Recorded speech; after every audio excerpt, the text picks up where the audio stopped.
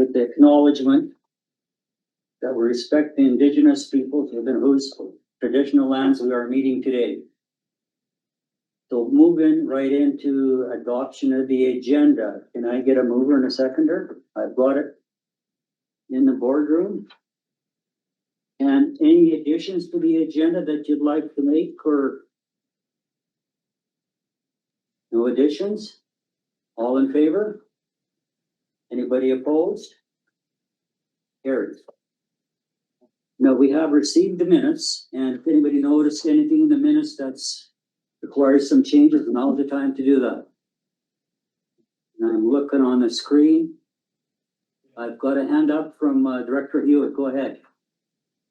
Thank you, Chair. I'm just looking to see I can't see the referral motion for the item that we considered at yesterday's central meeting regarding Weimer. There was a lot of motions, but I don't see the one to refer that to the central meeting. Okay, thank you, Director Hewitt, and Manager Wolf will respond. That was referred to next month's Joint Resource Recovery Committee meeting. These are not those minutes. Sure. These are not these minutes. This is not central minutes. No. Okay, well, thank you for your question there, but as Chair Watson pointed out, this is Joint Resource Recovery minutes, not Central's minutes. No, Go if ahead. I may, Chair, I do understand that, but it was an item that was on last month's Joint Resource Recovery meeting. There was a motion that was moved and was asked to reconsider. And I don't see the motion that referred it to Central for discussion. The way it appears in the minutes, as far as I can tell, is that we proceeded with the last motion is that we proceed with the closure, unless I'm missing one, but I was just rereading them. I'll ask Manager Wolf to respond to that. And you're talking about the Joint Resource Recovery meeting minutes of last month, is that correct? Yeah, I see an idea. It's here under 4.1. We're reviewing it right now, so we'll get back to you.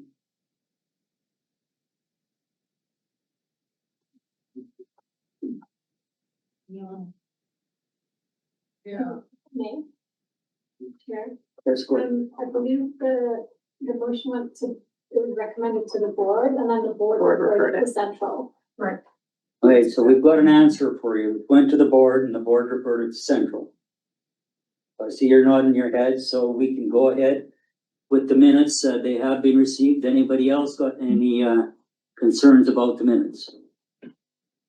We're looking at the screen. At the board table, nobody. So the minutes have been received. Now we've got the first item on the agenda is 3.1. And Nathan, I will get you to introduce Sperling Hansen Associates. Go ahead. Thank you very much. And through the chair, I would like to first introduce Scott Garthwaite with Sperling Hansen Associates, who will provide an overview of the transfer station upgrade options at Udashenya. Following Scott's summary, I'll provide a summary of my recommendation report. Scott, over to you. Yeah, thanks, Nate. Can you guys hear me all right? Yep. Great.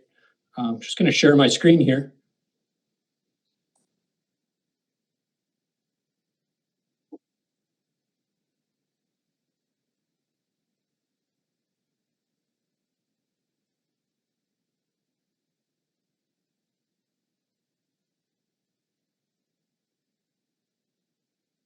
Are you guys able to see that?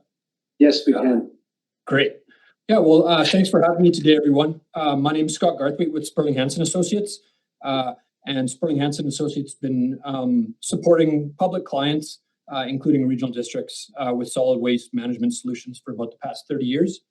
Sort of a specific focus here. One of the things we've seen over the past 10 to 15 years in the solid waste industry has been the consolidation of sort of the collection and disposal sites. Closing smaller local landfills and facilities and developing larger regional facilities. As you can imagine, this allows a better use of public funds to ensure more stringent environmental controls are implemented using the economy of scale to both engineer and monitor larger sites and to maintain a higher level of operational standard. So here, Sperling Hansen was contracted by the Regional District of Central Kootenay to complete an upgrade options assessment for your Udashenya landfill.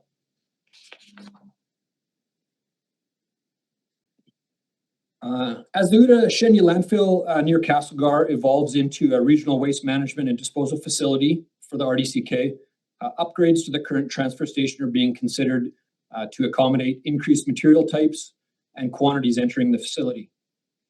Our presentation and report seeks to set the guiding principles for these upgrades, outlining location requirements of the upgraded transfer station and to determine the preferred conceptual layout. We have considered 3 options in our analysis and have also recommended that the third option, or option C, which is recommended for further development.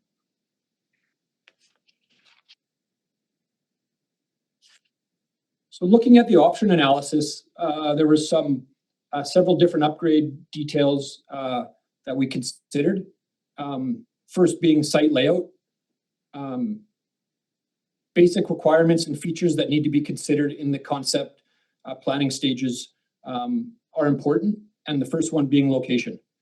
We have identified an area in the northwest corner of the landfill property and north of the current landfill entrance and scale for construction of the new facility. Historic development in this area is unknown. However, some tree clearing has occurred and a geotechnical study was done in 2020. This identified that there was some historic waste in place, but most of the area is native ground. From our preliminary assessment, the area appears to be suitable for supporting an expanded transfer station. Confirmation geotechnical study should be included as the design advances. When we look at different materials and products that we want to manage, the types and quantities of materials that will be accepted at the transfer station were both reviewed and discussed with RDK staff to ensure current and future waste management programs would be supported at the site. So these materials include MSW, municipal solid waste, construction demolition, recyclable materials, metals and appliances, wood waste, yard and garden, mattresses, propane tanks, tires, and bulky furniture. Considerations for an on-site eco depot were also including, which accepts materials such as household hazardous waste, extended produce responsibility programs, as well as future stewardship programs as these materials and programs become available. With regards to utilities, the chosen transfer station upgrade final design should include the following considerations. Understand and plan for future utility to efficiently service the new transfer station. These would include potable water and toilets for contractors and operators, power requirements for future operations such as lighting, compactor, security fencing, and equipment charging. And then, as we all know, internet and communications for Wayscale and other programs will be required. When it comes to waste handling and bin sizing, the Udashenya landfill currently operates a loader-mounted bin system that utilizes smaller 6 to 8 yard bins that are transported daily from the residential tipping area to the active phase. Historically, this has worked well. However, as incoming waste quantities have increased in recent years and will continue to do so, with the closure of your guys' smaller facilities such as Nakusp, this technique will no longer be efficient and cost effective. With the expected increase in incoming tonnage, we support the use of larger roll-off bins that are able to be transported by a dedicated truck.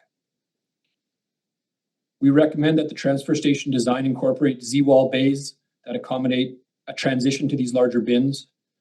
Private and public hauling contractors, their truck fleets are also better suited to manage these trucks as they can function well on site at the Z-wall and the landfill as well as transporting materials long distances between transfer stations on highways.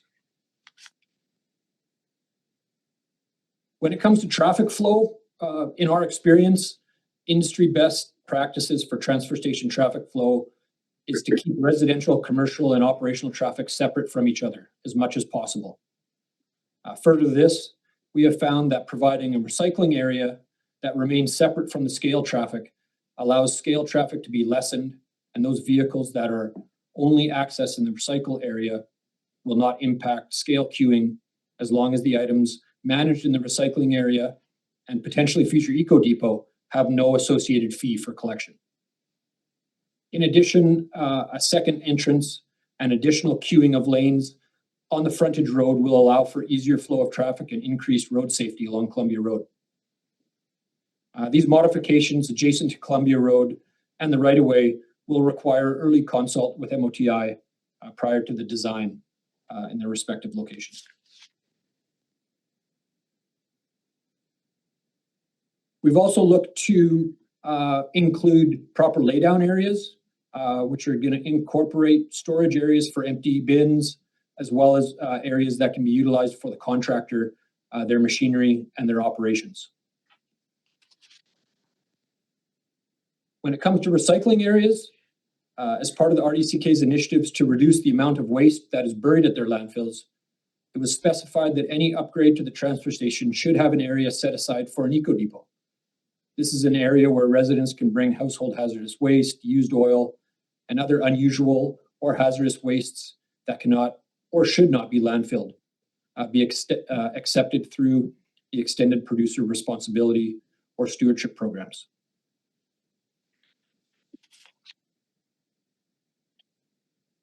As mentioned earlier, we looked at 3 different options for this assessment, all taking into account those previous site requirements we described. First, we'll look at option A. This option proposed to continue to utilize the existing scale, but add a second scale deck to allow for one-way traffic. A second entrance to the site is being proposed along Columbia Road, approximately 75 meters north of the existing site entrance. The additional entrance is designed to allow residential traffic to access the recycling area and eco depot without entering the scale entrance or impacting queuing or scale traffic.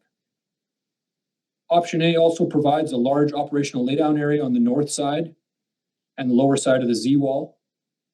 Shaw has sought to provide as much space as possible to allow for storage of bins, equipment, and other items. Option A includes the most effort in site prep and grading due to the large amounts of fill that'll be required for the 3 terraces that are being proposed. Moving along to option B. Option B also keeps the current scale and adds a second scale to allow for separate inbound and outbound scales. This has been coupled with a bypass exit lane for commercial trucks, as well as 2 entrance lanes, one for residential and one for commercial traffic. This will allow Scalehouse to give priority to commercial traffic if desired. Shaw also sought to examine the feasibility of having a Z-wall oriented in the north-south direction rather than the east-west, like options A and C. But this has resulted in limited area availability for operations as well as a transfer station. Not as nice. The overall footprint and site preparation for this option is approximately half of options A and C and would preserve multiple small areas with existing vegetation and trees. The undeveloped areas could be utilized as future needs dictate or be left as is. Moving along to option C, again presents a terraced approach consisting of 2 main terraces while keeping a scale entrance as is. As with both other options, the scale remains in the same location, and Shaw has accounted for additional scale to be added in this area. An alternate access has been conceptualized about 120 meters north of the existing site entrance. This access allows customers to drop off recyclable items prior to queuing for incoming scale. It also provides the most queuing distance of the options presented. The road servicing the recycling and operational laydown areas leading to Columbia Road can be used as an alternate access and emergency egress route, providing a higher level of safety. The transfer station area, the concept for the Z-wall provides options for expansion and future build-out that will not impact access roads or other components of the transfer station. This option includes the best use of existing site topography and produces excess fill material that could be used for landfill operations, specifically in waste cover soil usage, as well as blending of future products. The currently unexcavated material should be used by the site contractor as directed by staff or engineer.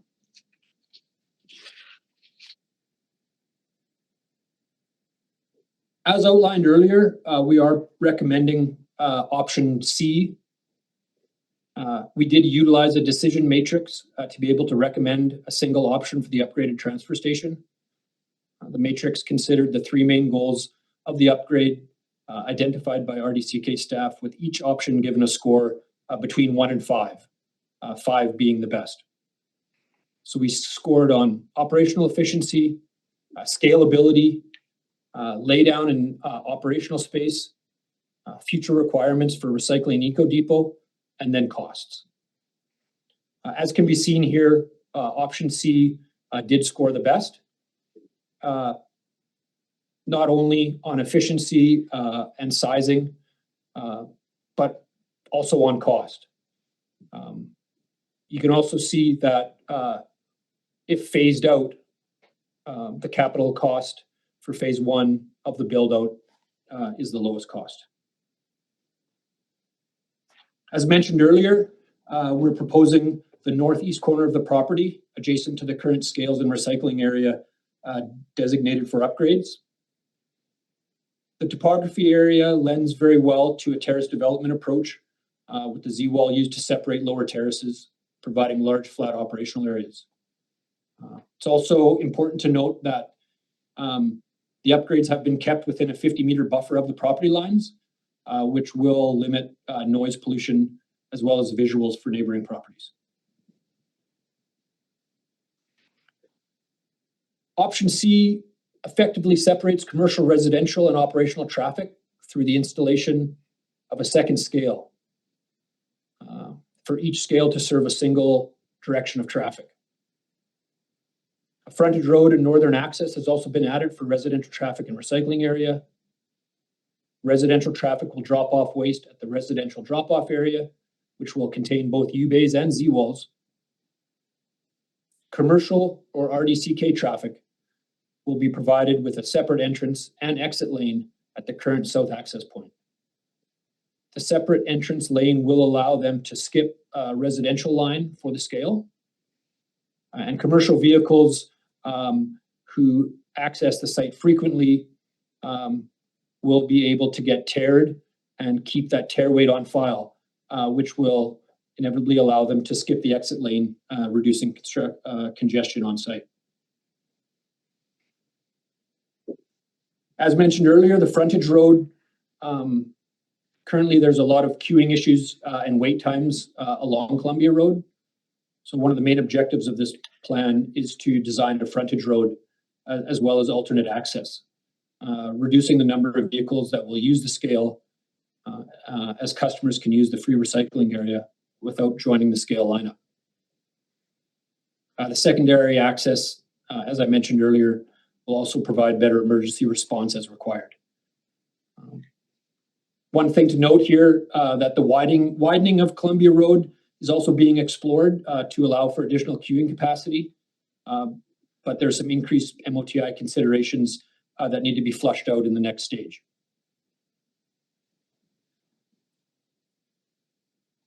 Another good characteristic of option C is that it provides the best capital or the lowest capital for scalability. Shaw has designed the Z-wall to easily be expandable off the west side. This would cut into operational area, but has been made larger than necessary for this purpose. Additional U-bays could be added to the expansion, as well as an additional Z-wall when more materials begin to be managed.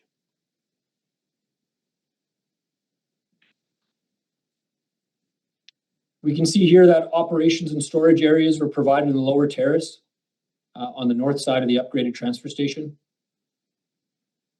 This will give you lots of space for contractors' operations as well as storage of bins regionally. Access is provided off the extended perimeter road from the west or the north, as well as the east. Recycling and diversion. There's a dedicated recycling area out front, as mentioned before. For flexibility in the size of both areas, Shaw envisions that these can be delineated using concrete lock blocks or no posts that are easily movable, changing the size of the area as required. Location of this area at the north access allows customers with mixed loads, both recycling and waste, to first drop off the recyclable materials before joining the queue at the scale.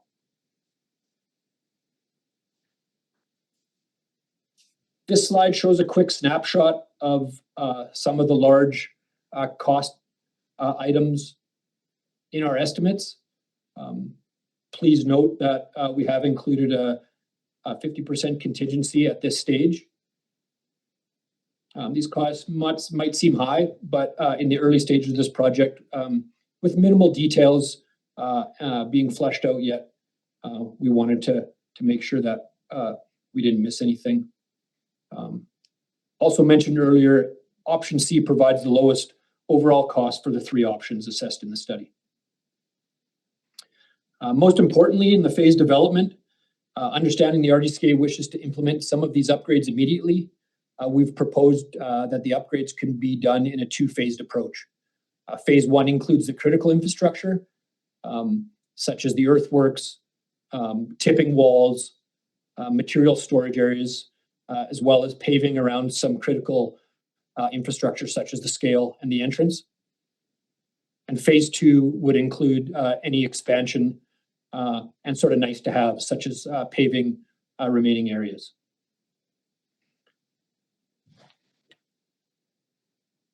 In conclusion, Shaw has assessed these three options and come to the conclusion that option C provides the most value for the RDCK, not only the lowest cost option, but also best option for scalability, as well as operational requirements and traffic flow.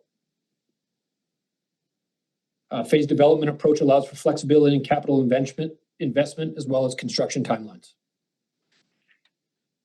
That's all I have for now, and so I'll turn it back to Nathan for his summary.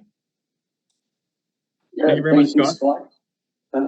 Before you start, Nathan, I believe some directors might have some questions to Scott regarding the design. Since this is not a delegation, I don't know how long we can go on with questions, but I've got a speakers list, and Director Hanegraaff, do you want Nathan to do his presentation and ask your questions afterwards, or do you have a question to Scott? Up to you, Chair. It can wait or not. It's not so much about the design or the options, all of which seem fair and reasonable to me. It's more to do you want me to just go ahead? Just before you do, Director, is Nathan, as far as we're concerned, you have your report, and there might be some questions to Scott while we have him. I understand his time is valuable, so we'll start with questions to Scott. Go ahead, Director Hanegraaff. Okay, Scott, just to let you know, I'm the director for Area J. And although the Udashenya landfill isn't in my backyard, I can see it from there. And what my concern, and this has been discussed in Udashenya for probably as long as I can remember, an alternate approach to the landfill. And so I don't know if it's appropriate that I direct it to him or someone else, but expanding the landfill to me says you will be increasing traffic. And the Columbia Road approach from Highway 3 takes both residential and the big commercial trucks through a very residential area, through a neighborhood where school buses, drop kids off all the time. People are walking dogs, riding bike, doing all the things people do in a normal residential area. And I'm really worried about what, increased, I mean, the self-haulers are bad enough, let's face it, but increased commercial traffic, what that's gonna do to that neighborhood, not just the feeling in the neighborhood, but the actual safety for the residents of that neighborhood, for kids getting on a school bus and, you know, I'm just really, really worried about it. And I'm wondering if consideration has been given, looked at to find another approach off Highway 3 into where the Udashenya landfill is, rather than having this traffic come through a neighborhood. And I know we were talking about the possibility of having the landfill open 7 days a week. That's really gonna change things for those people living on Columbia Road. It's, I'm just really, really worried about it. I'm wondering if there's an alternate approach, given what all of this means. Thank you, Director Hanegraaff. Before your response, Scott, I think Manager Wolf wants to expand on what the scope of the study involved. Exactly. So this work that's being done right now did not include a component about traffic flow other than a secondary entrance to the site to get queuing traffic off of the existing road, which was a concern. So there's no component for a traffic study or traffic solutions there. It is important to understand that the traffic volume that you see now is the traffic volume that you see in the future, with the exception of any kind of residential growth that we see in the region. But we have, with transfer of the materials from Nakusp, entered the latest or the last stage of expanding the volumes going to the landfill. So we have now the central subregions waste and the Nakusp and the area and Slocum area waste going there already. That's happening. So there's no intent or no known other factors other than potential residential growth or growth within the region that would increase the traffic that you are seeing today. That does not say that this is not a burden on the residents there. I totally understand what you're saying. We did a very, very high level investigation in the early stages of amalgamating Central and West in that landfill. I don't know if you remember that, Amy. I don't mean to cut you off, but we have Spurling Hansen there, and I realize their time is valuable. So is there any questions, direct to him, and we'll address your issue after we release them. Okay. So any questions to Spurling Hansen? Seeing no questions in the room, no questions online. Thank you, Scott, for your presentation. I don't think he was done. Or are you done, Scott? I am done, yeah. Nate was gonna add a summary, but that's it for me, thank you. Okay, well, thank you. And Nathan, you can take over on but before you do, we'll Scott and we'll respond to Director Hanegraaff's question. Wish to stay online for questions, Yes. so Oh, what was that? you may wish to stay online for questions if more. Oh, yeah, you're welcome to stay for the rest of the meeting if you wish, Scott. It's up to you, your call. Yeah, I'll stay around till Nate's finished with the subject for sure, thank you. Okay, Nathan, before you start, Director Wolf would like to address your question. Oh, I was just wanting to say the same what Amy said, that Scott is going to stick around for this item until we are finished with questions. So, Okay, so in response to your question, I was the chair of West Resource Recovery at that time. We did a comprehensive study.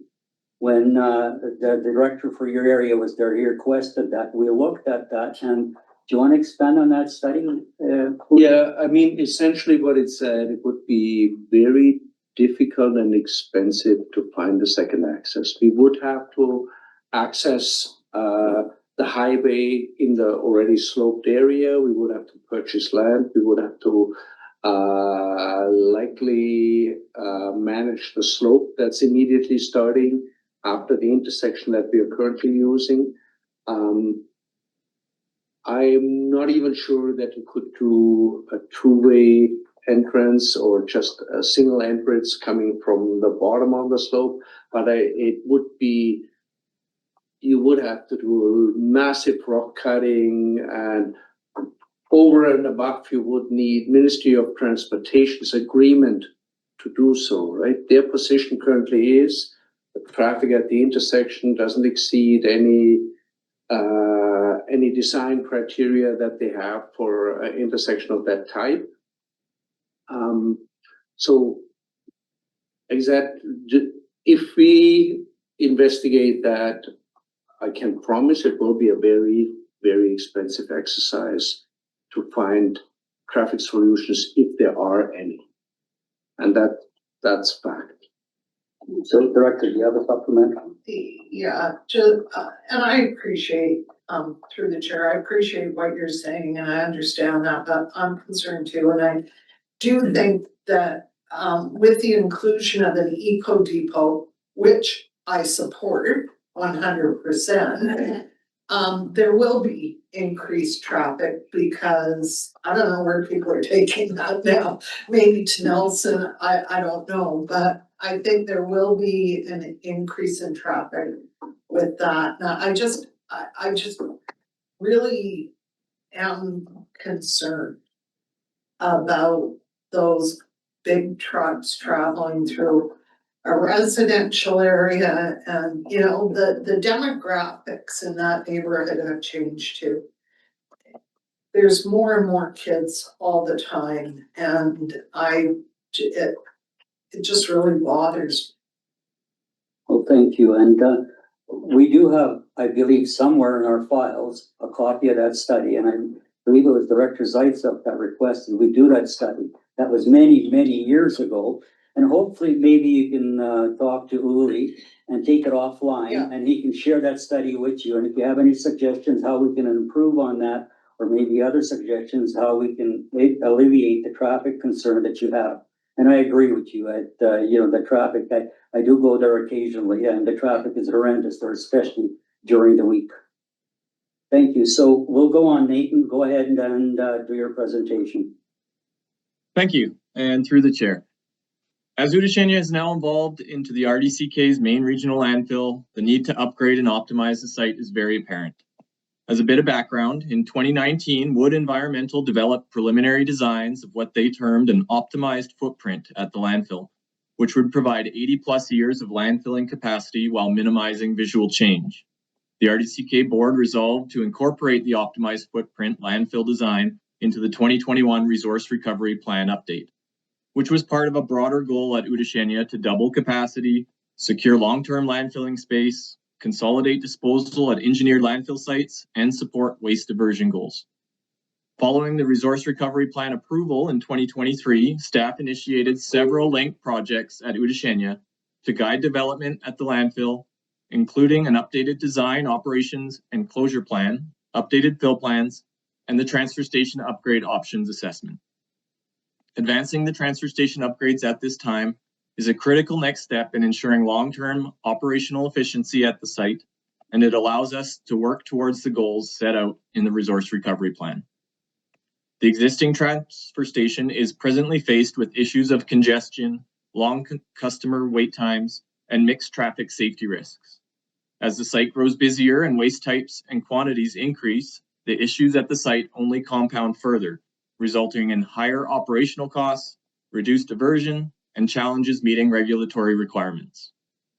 The opportunity to upgrade the transfer area, which will include the addition of a second scale, much larger tipping area with full-size roll-off bins, and a separate entrance for recycling traffic, will provide better traffic flow, increased safety, scalability into the future, capacity to accommodate the growing list of diversion materials, and alignment with the resource recovery plan priorities. These upgrades will also enhance the customer experience, which will encourage proper waste disposal and diversion.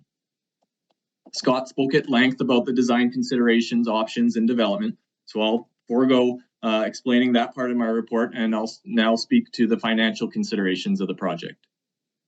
The recommended upgrade option C has a conceptual cost estimate of $5,013,758, which includes a 50% contingency. The 50% contingency is standard for this level of estimate and is expected to decrease as the design process moves forward. As mentioned earlier, the project will be split into 2 phases, and the goal is to complete phase 1 this year if timing allows, and then complete phase 2 next year. The draft 2026 financial plan for service S188 allocates $2,995,543 for phase 1 design and construction activities, which aligns with Sperling Hansen's phase 1 estimate of $2,936,854. The draft financial plan has also allocated $2,398,485 in 2027 for phase 2 construction activities, which aligns with Sperling Hansen's phase 2 estimate of $1,962,904. Additionally, $160,000 has been allocated separately for the purchase of new roll-off bins, and recycling service A118 has $55,311 allocated for development of the new recycling area. The project will be funded from a mix of stabilization and regular reserves and long-term borrowing. The resource recovery plan specifically identifies $1.5 million in long-term borrowing to help fund the Udashenya transfer station project. No additional funding is required at this stage should option C be chosen as the preferred design option. Staff may seek to shift borrowing from 2026 to 2027, but if so, we'll return to the board with further details and to seek approval for financial plan amendments. Should option A be the preferred design option, financial plan amendments would be required for both 2026 and 2027. Should option B be the preferred design option, a financial plan amendment would be required for 2026. Both option A and option B have their key strengths and weaknesses, while option C seeks to provide a balanced approach to design. Option A offers the most space, but at the cost of complexity and inefficiency, and is the most costly of the 3 options.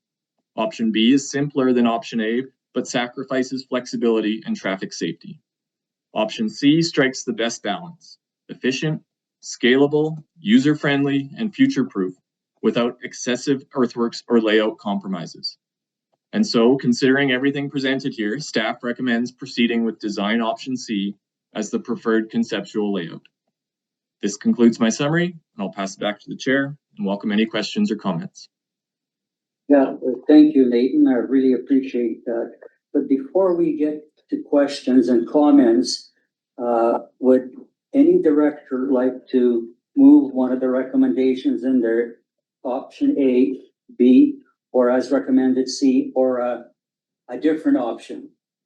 Director Hanegraaff. I'll move option C. Seconded. Moved and seconded. Now we'll open up for questions to Nathan. Looking around the room. Yeah, Chair, I've just got a question.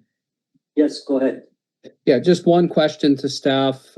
Does this not impact the financial plan that the draft we just received for 26 to 2030? Just want to confirm that, correct? The current option does not. Thank you. Any further questions? Director Lockwood, go ahead. Thank you.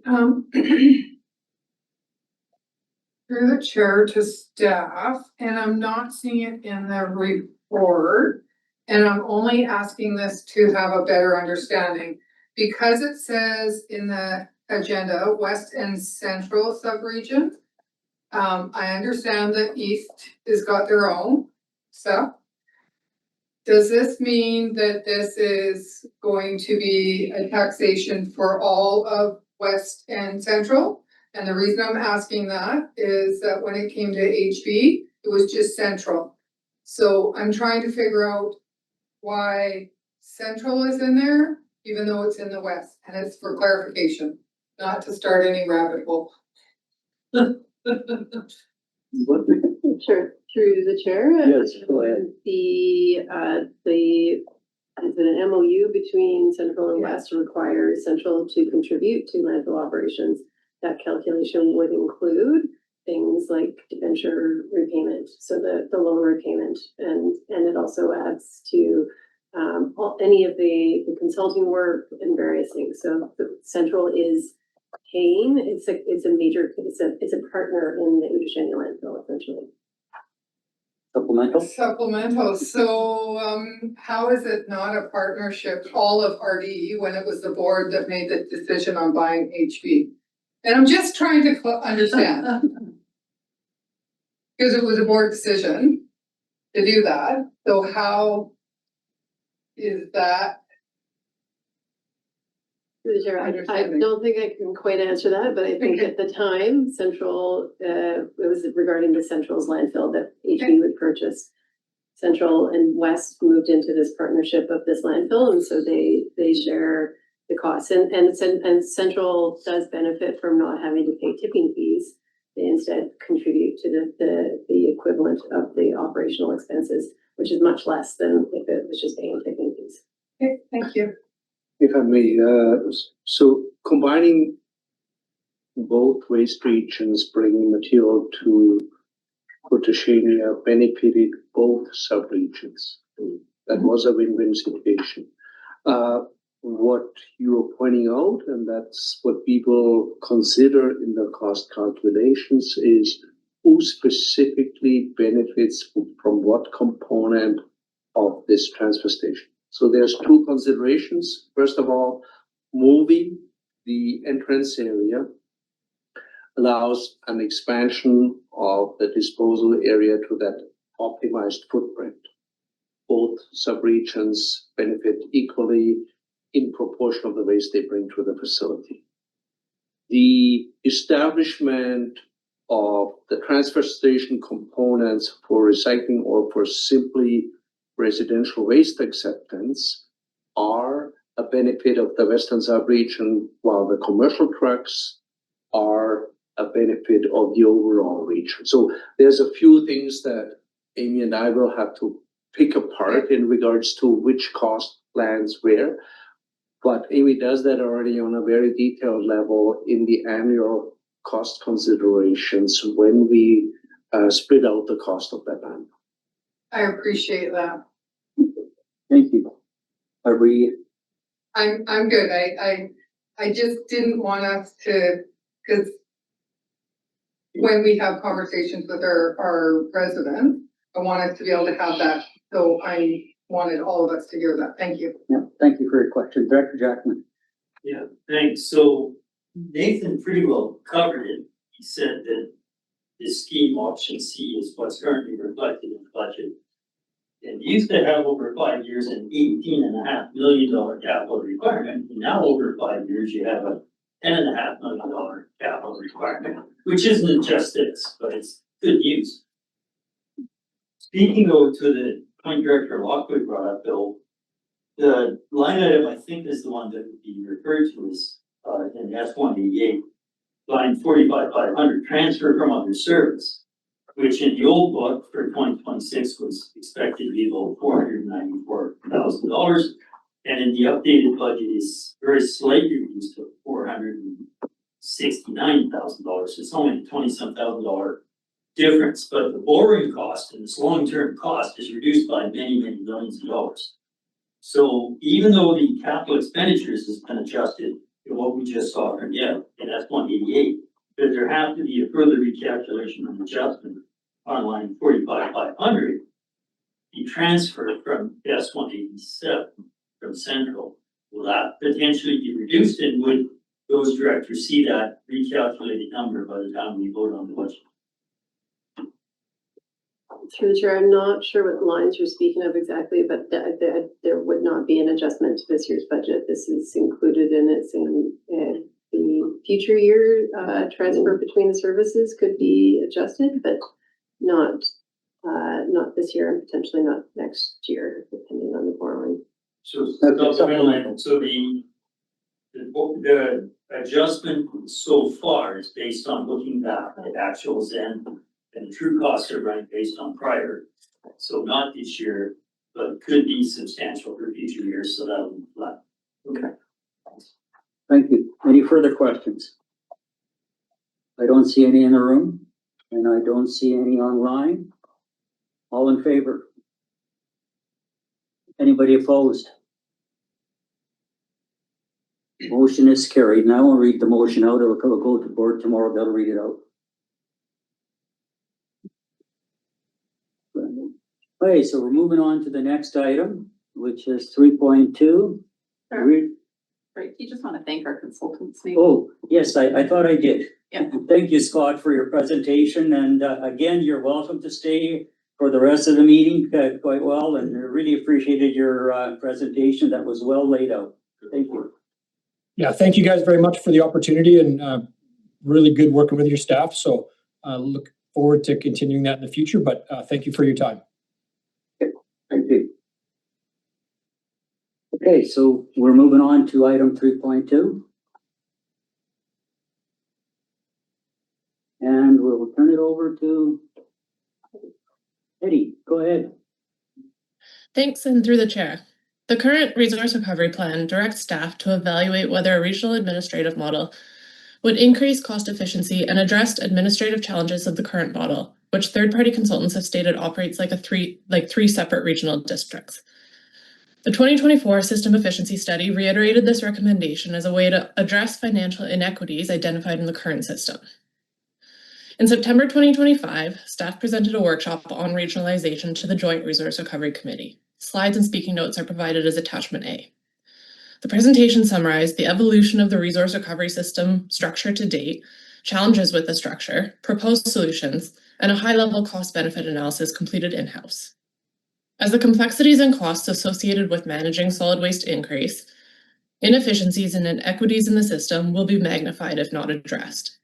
This will make it more challenging and costly to maintain regulatory compliance, facility operability, and service levels with existing resources, and it will increase the burden on both taxpayers and staff. Of the proposed solutions presented in the workshop, the options involving regionalization best address the identified inefficiencies and inequities in the system. Staff recommend procuring a consultant with experience in municipal law and finance to proceed with a detailed service feasibility study that would clearly outline the legislative process, barriers, and related financial implications related to regionalizing the resource recovery services. The proposed 2026 financial plan currently includes $50,000 for this feasibility study in Service A102. However, as the study meets the requirements of the RDCK Feasibility Study Reserve Fund policy, staff recommend updating the proposed 2026 financial plan with a transfer up to a maximum of $50,000 from Service S106 into Service A102 to move forward with the feasibility study. As per this policy, should a regionalized waste service be successfully established as a result of the feasibility study, the new service would be required to repay Service S106 once established. If the study were not recommended, were to not recommend the establishment of a new service, the cost would remain ascribed to the feasibility study reserve fund. The alternative solution is to proceed with development of a tipping fee revenue transfer, similar to the existing transfer of Recycle BC incentives, as well as addressing the inequitable variation in cost apportionment in the West subregion by proposing an amendment to the service establishment bylaw for this subregion. An additional option that is not being presented is to continue with the status quo and not pursue any changes.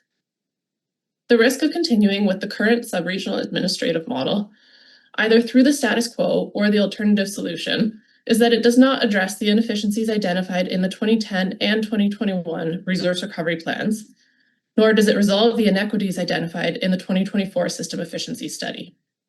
As already mentioned, This will make it more challenging and costly to maintain regulatory compliance, facility operability, and service levels with existing resources, and is why staff recommend further analysis to understand how regionalization could proceed. Thanks. Thank you for your report. I do have a speakers list and I'm looking at the recommendation, and just to make a comment on the recommendation is to proceed with a study, not to resolve the issue or anything like that. So, but I will go to a speakers list, then I'll ask for a movement of a recommendation so we can get it on the table for debate. Move recommendation? Did you want to do it? Oh, well, you're moving the recommendation. Oh, I Okay, took it. so, no, go ahead, Okay. that's, your right to do so. Okay. And do I have a seconder for the recommendation? We've got a seconder. So the recommendation is on the table and the recommendation is as in the report.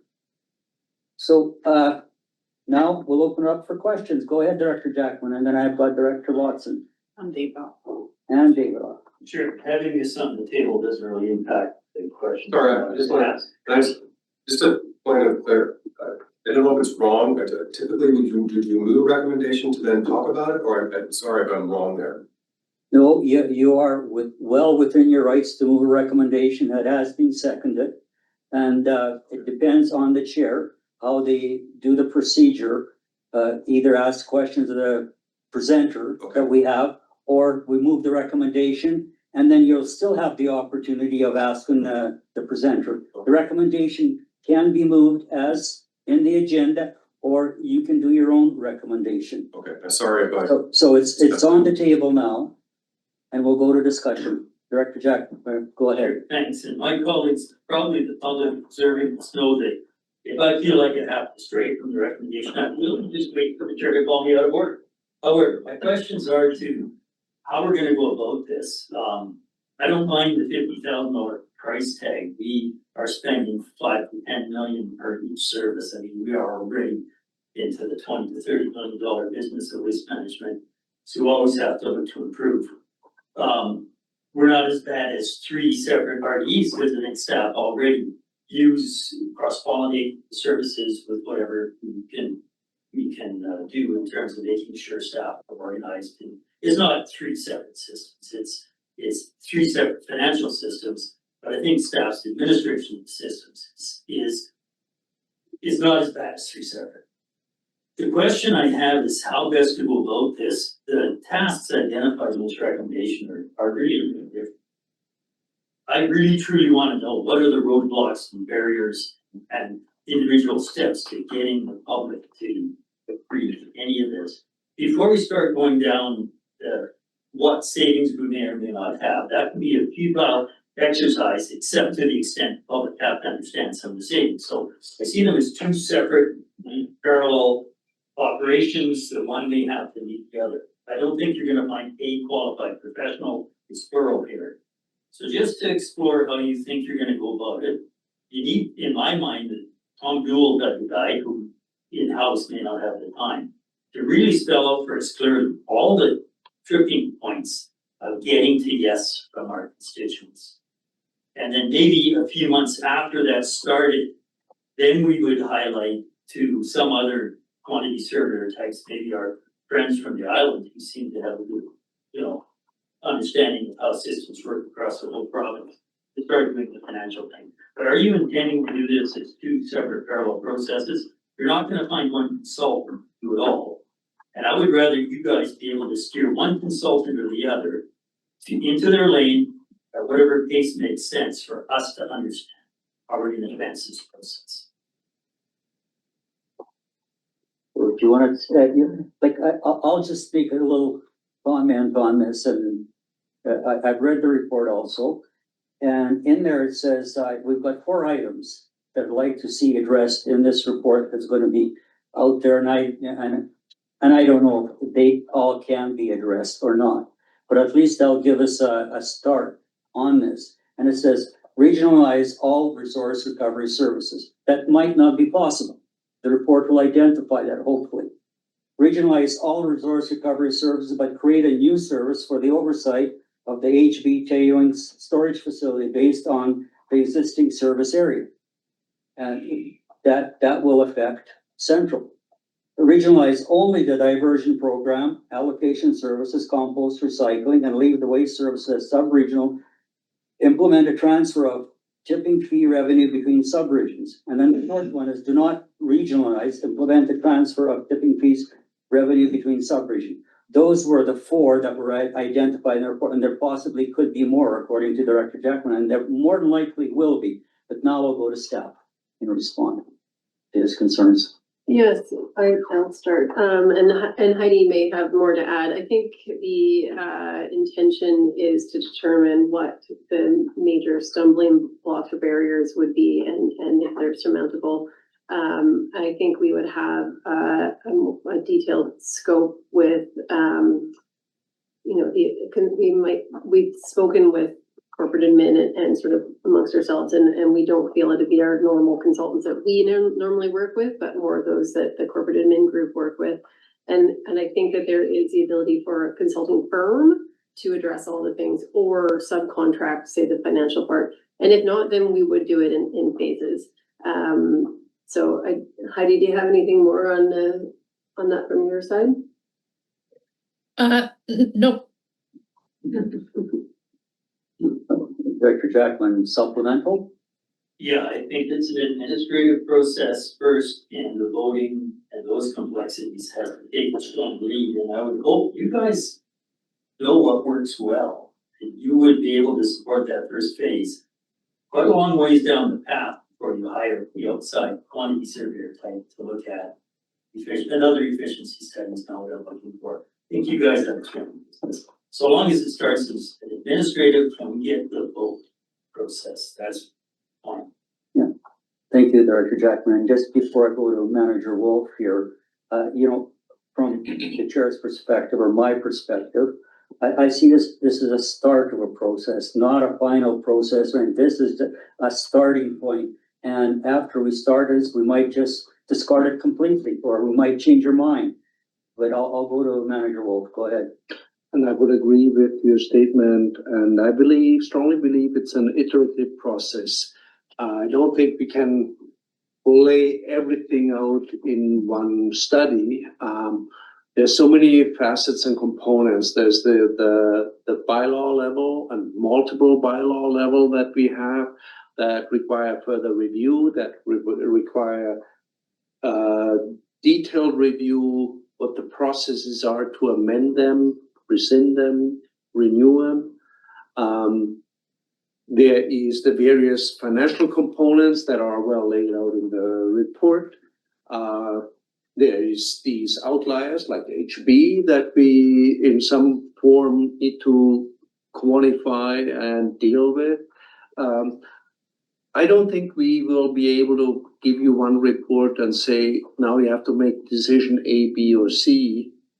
I think we will come piece by piece forward with information every time we get to a crossroad for decisions that get us one step closer to this. This was always meant to be a longer term process.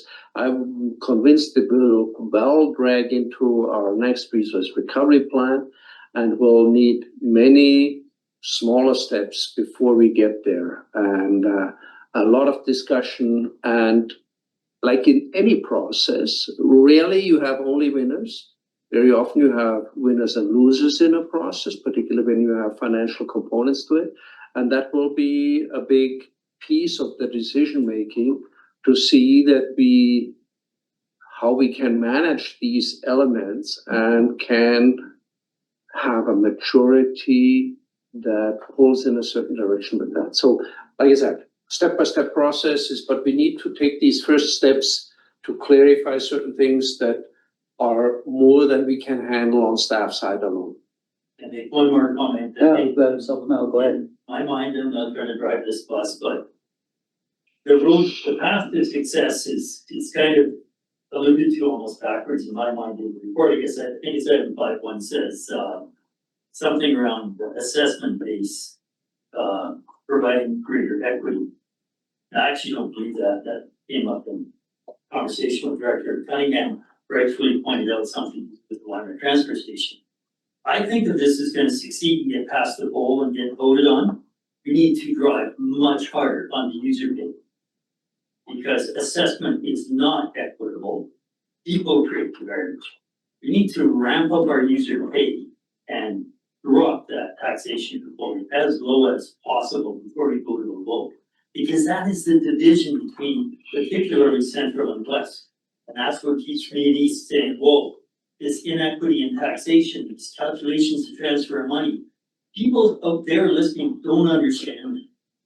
If we can drive home, first we look at the legislative hurdles, we drive home this user pay concept. This is part of my 8% versus 9.2 separate conversation we had. We keep driving at the user pay side. There will be less for the community, for the public to decide on. We won't be taxing nearly as much. It doesn't matter what service you're under, a bag of garbage is gonna cost $8 because that's what it costs it.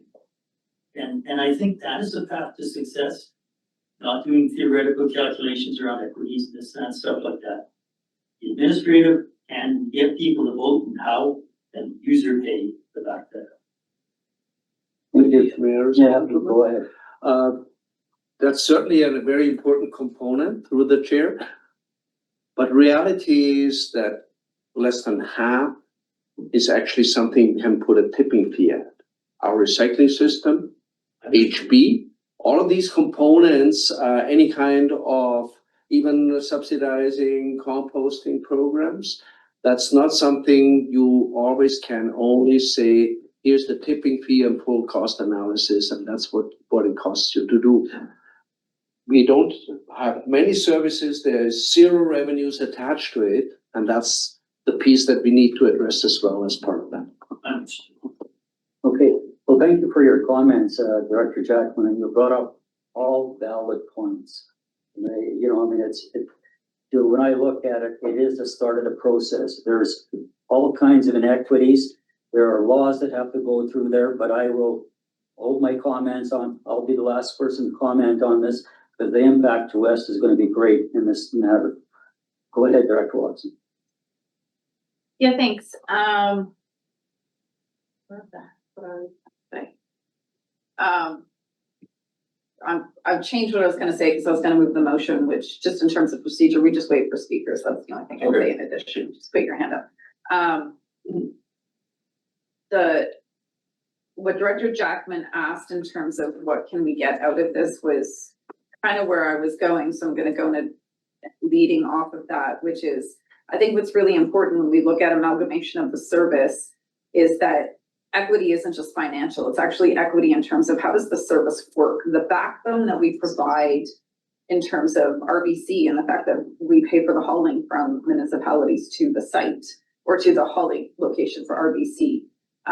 There's so many different pieces that aren't upfront in terms of servicing, and any kind of amalgamation of service or service change that's going to require public consent. The public needs to understand the full breadth of what the system is and what that backbone is. So my question through to Heidi and or Amy, whoever wants to answer it, is that can this feasibility include an overview? How does the system work and what are we doing throughout this whole thing? The other thing that makes me think of is how much are we doing with EPR? Our conversation at Central yesterday is we have over 150,000 going to support EPR programs, more than that, which is outside of our required mandate. Not saying it's wrong, just saying that that's important pieces for the public to understand about what we are doing as a resource recovery service.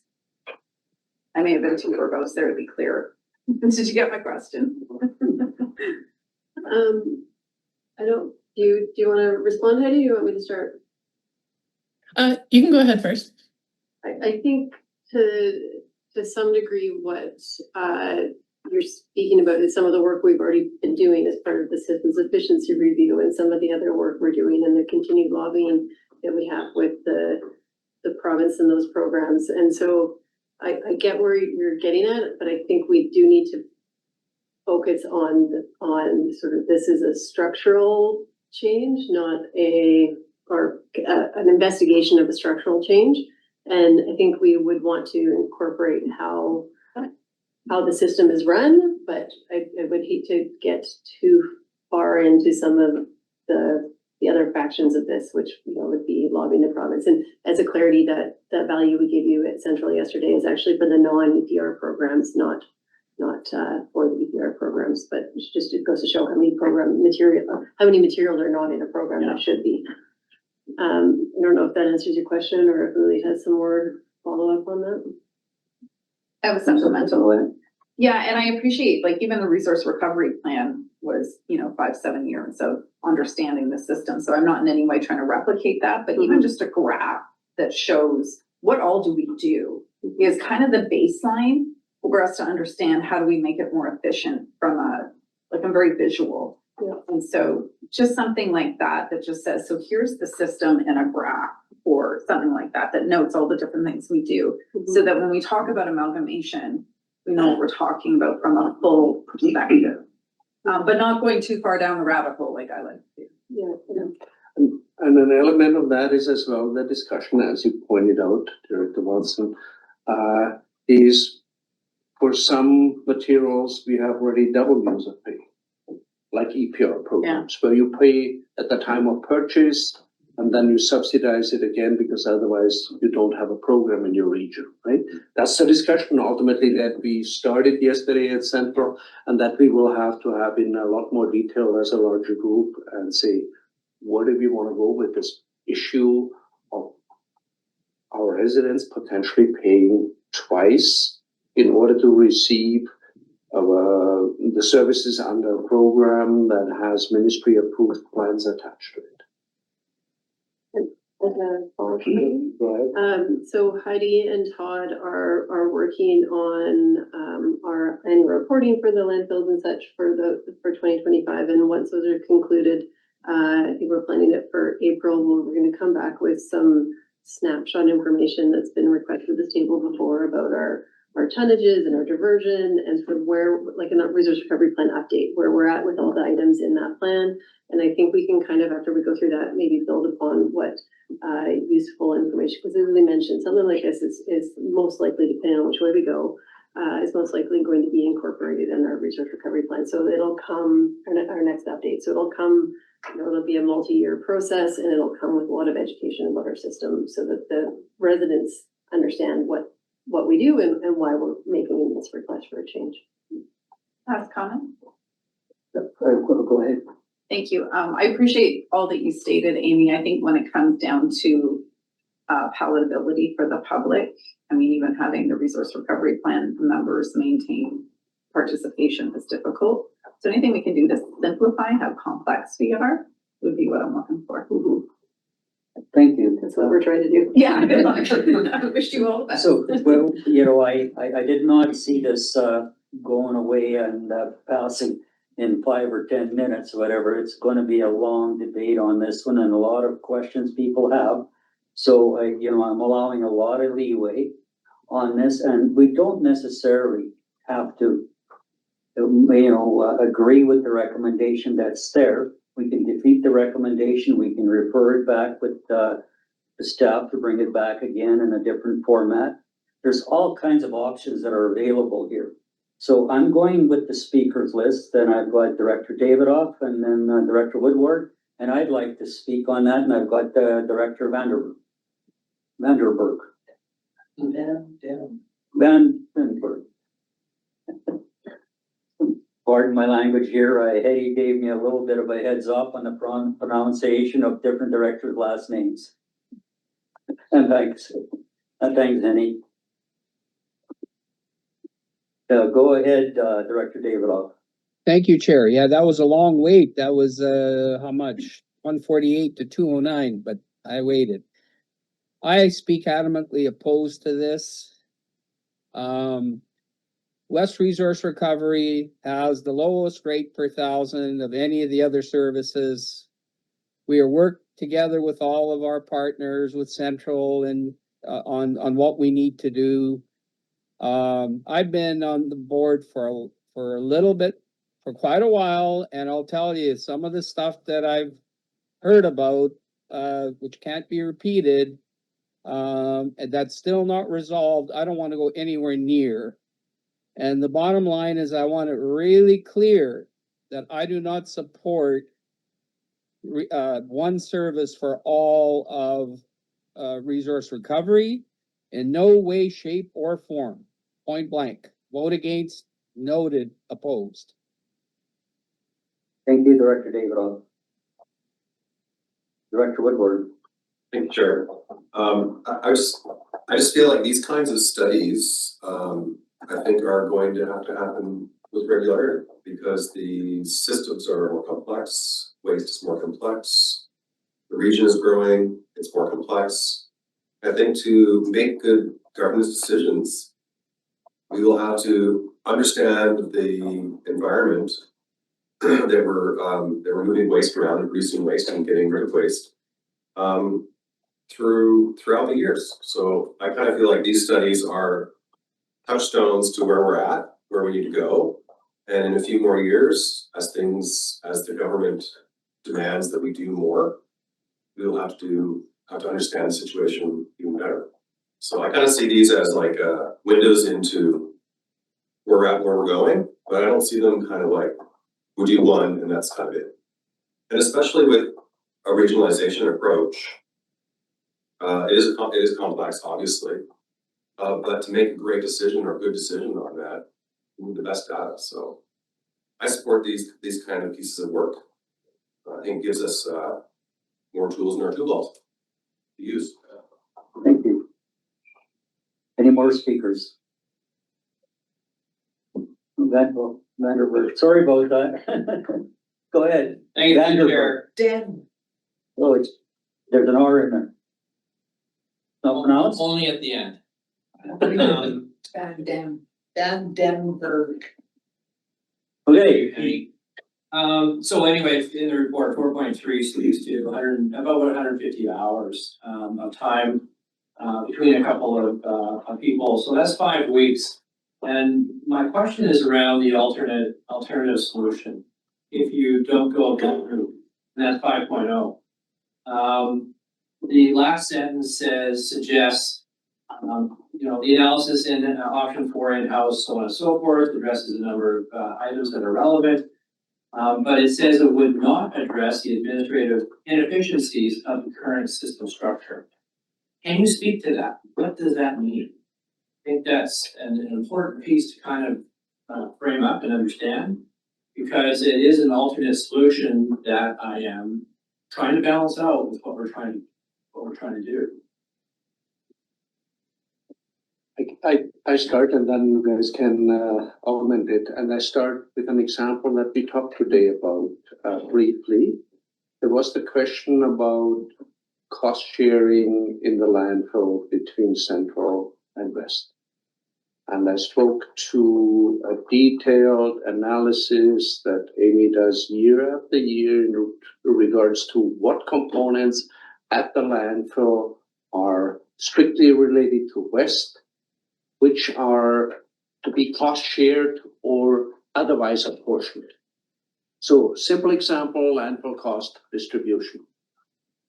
You have a septic waste acceptance that is apportioned different than regular commercial waste come into the facility, then residential waste and residential traffic over the scale. You have wood waste management differently managed. You have metals management, which is coming from the residents, not generally from commercial traffic. You have, I would say, about 10 to 15 different components that you need to weigh and say that needs to be apportioned fairly in roughly this ratio between the two regions. And this is one of hundreds of examples of analysis that staff does, particularly when it comes to the budget process, in deciding who pays for what. And once we have done that, we bring it into multiple budget sessions, where then these assessments are discussed and sometimes critically discussed and said, go back to the drawing board and reassess the distribution of that cost. And again, this is only one example of what it does. And Director Jackman pointed out, it doesn't behave like 3 regional districts, but very often it does. We do three very distinct waste budgets for the three regions, combined by six actually, allocation services. And each of them has tons of transfers from A to B, from B to C, so often split from A to B to C. We have lead hands, we have supervisors, how are they allocated? How is their vehicle allocated in cost? All of that are inefficiencies. And that's just a piece on the financial side, not even talking about staffing allocations, union considerations, and who you distribute and what staff can you send to which facility. So these are the inefficiencies. And like I said, they are not complete what I'm listing here. That's just some aspects of inefficiencies that we are dealing with on a daily basis.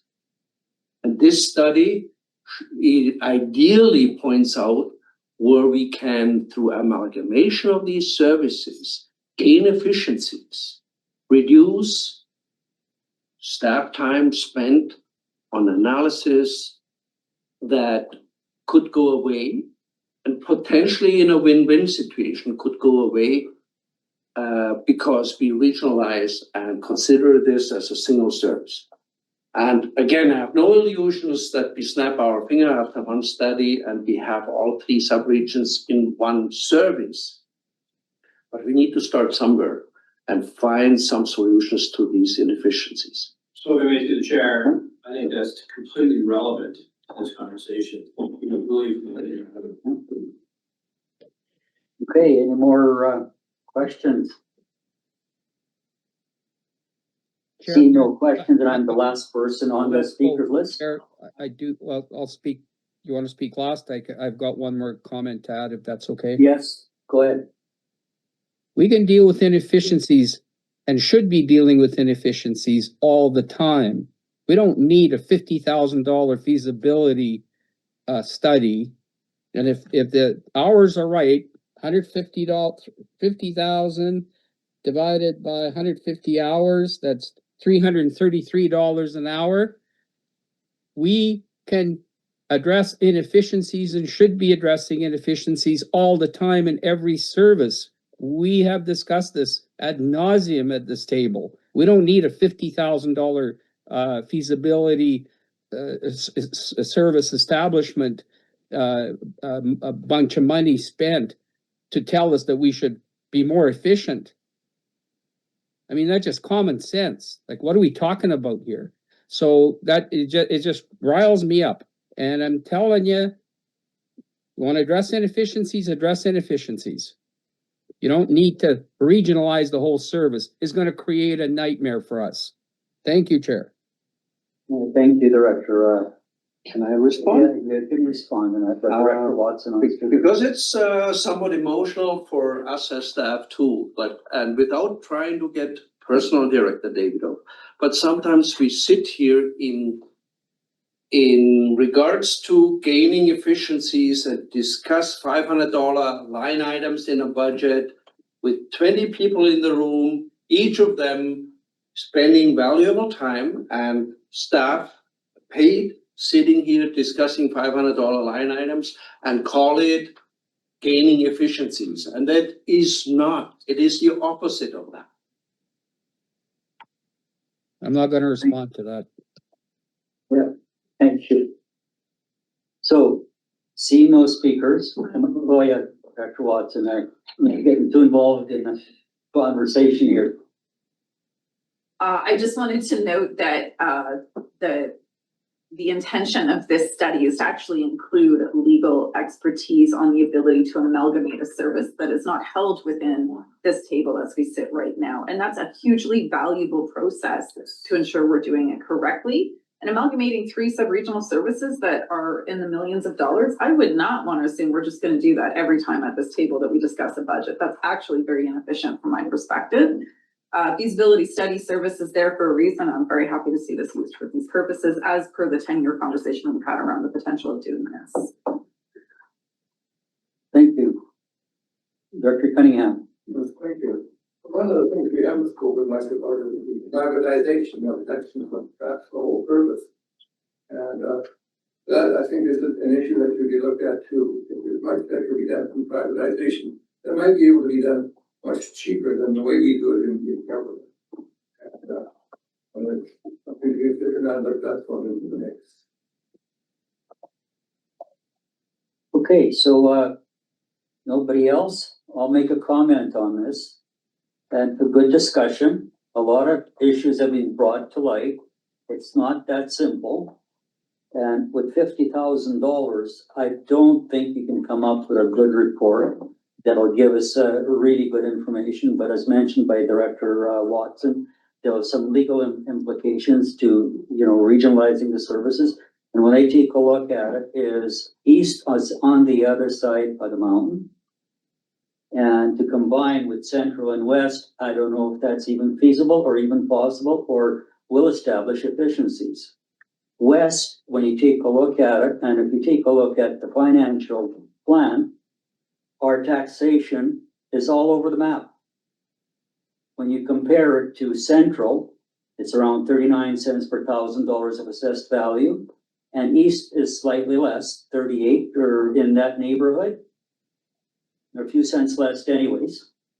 And if you look at our financial plan, and it's brought out in the report anyways, but I'll just repeat it. We have it from 0.05 cents per thousand all the way up to almost 12 cents per thousand throughout the tax areas within the West.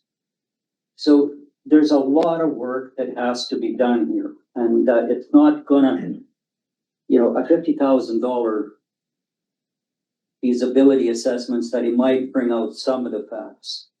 But we do have a motion on the table, and it's been seconded, it's been moved and seconded. We can defeat that, or we can approve that, or we can defeat that and come up with what Director Vandenberg suggested. I got a heads up from Dr. Hanegraaff about that, or Fingra. Very good, Chair. And what he suggested was when we take a look at the alternative solution. That's a possibility too. So there are possibilities on that, and we've had ample debate, and unless you want to add something to the debate, Director Lockwood, I'm going to call for a vote. I just wanted to ask one question. Director Cunningham had added one thing that's not in this report, is going private. Is that something that, just because it was talked about, is that something that would be in the scope? Through the chair, if I may. And maybe it's not all of it, maybe it's the recycling, maybe it's whatever, I don't know. But I'm just asking because we don't want to get out of this after we've already had, I don't know, an hour of discussion on this one topic, that all of a sudden nothing's talked about that. Maybe I'll add to whatever you. It is not right now part of the scope of this study. What we have done in the past is regularly, either on direction or on staff initiative, assess where private service delivery can be competitive or better, or vice versa, in regards to in-house. We did that most recently in the assessment after RFP results were known, in regards to delivery of compost management services in the East. We have done that previously multiple times in regards to hauling services through private entities versus doing it in-house. We have done this to some degree, not very recently, but to some degree in regards to landfill operations, which are currently all delivered through contractors versus I in-house. want to stop you there because I think that you're going farther than what I'm saying, that taking what Director Cunningham, what I think he was saying is like taking the recycling, and the RDCK does not do it. That is taken out of the taxation mode and it's put out as a private entity. where it's not the RDCK hiring private contractors. And I think that that is something that the scope maybe that we're missing is that maybe it's not local government that takes care of it. Go ahead. Sorry, yeah. So, through the chair, that's the essential discussion we're having, that EPR programs by definition are in many cases delivered through the private industry. But what we see is that it's not being delivered because the private industry says, for these few pennies, I can't even open the door. That's the reason why we don't see the services delivered in our area. Prime example is used oil. In the discussion yesterday, we had 6-7 years ago, 16 facilities, 17 facilities accepting used oil. We are down to 1, and that's the one that we are subsidizing. So that's the issue, that the EPR programs that are meant to be industry driven, industry paid, indirectly through the contributions that we make as consumers, but that they take care of the delivery of these specific recycling programs. And it's unfortunately, in most cases, not happening. Some programs do fairly well. We work fairly well with the program that takes care of fridges and stoves. But many of the EPR programs are not being delivered in our area. And Thank you. so it's in that sense, we can't just farm it out.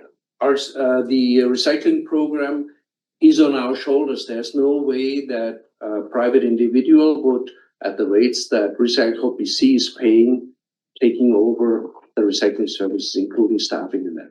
Thank you. I just didn't want that to be let go. Yeah, and if I So misunderstood, I appreciate that. yeah, Thank if I misunderstood the suggestion Director Cunningham had, I'm happy to. Yep, go ahead, Director Cunningham. Thank you, Chair. And also, of course, the big thing is that the province is in many cases not paying its share. And we're well aware of that, and they're dumping, as they always have, downloaded onto us. The other thing though is if you look at, watch the news the last couple of days, I guess the new municipal budget is down with a $14 million overrun. And a motion that says they're going to be cutting 15,000 jobs. So with that kind of thing happening at the provincial level, if we expect to get any help from them, that's going to be a long time coming. Thank you. Now, getting back to the motion. I'd like to move on. Now, you know what, there are possible options here. We can refer it back with the comments made by Director Jackman, by Director Watson, and other directors, and have it come back to us possibly in April. Or we can defeat this and come up with. No one's asking for referral. No, this is one of the options that I'm providing. I'm not asking for referral. If anybody wants to make that referral, that's their option. Or we can vote on this, either pass this or defeat this. So, hearing no other motion on referral, no other motion being presented, I'm calling for a vote. All in favor of this motion? Okay, anybody online? You raise your hands online. Anybody opposed? Director Davidoff is the only one opposed. Okay, thank you, Director Davidoff. You're the only one opposed that I can see. Anybody else other than Director Davidoff? In the room and online? The motion is carried and it will be on the board agenda tomorrow. And hopefully we won't have another debate as long as this one. Now, moving right along with the next item on the agenda, which I have to find my agenda again. Do you want to take our break? Oh, yes. Thank you for the reminder.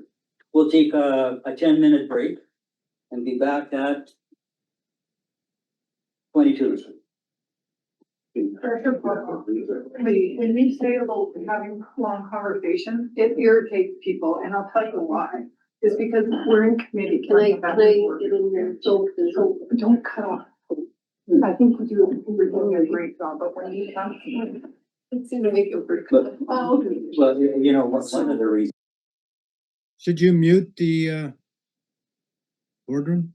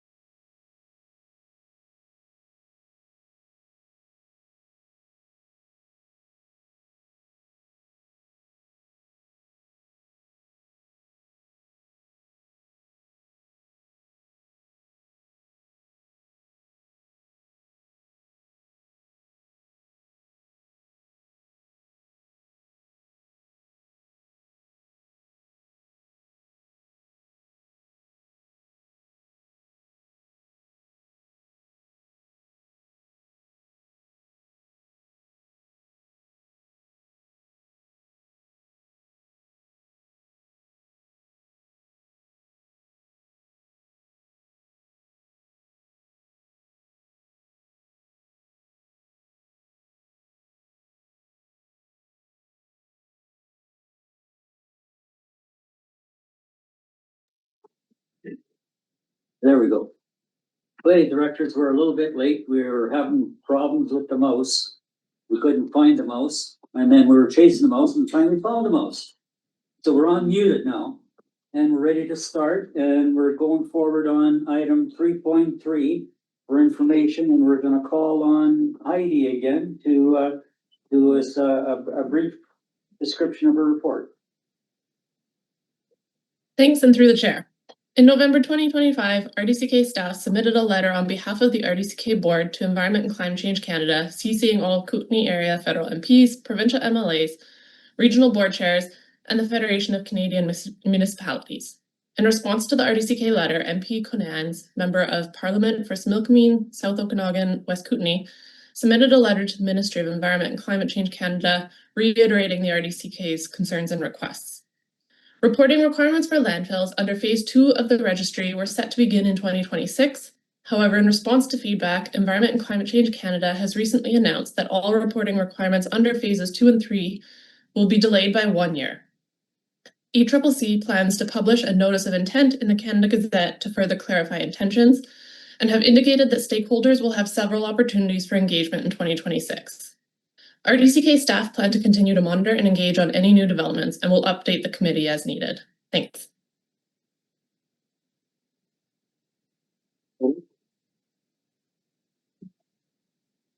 Okay, any questions to Heidi on the report?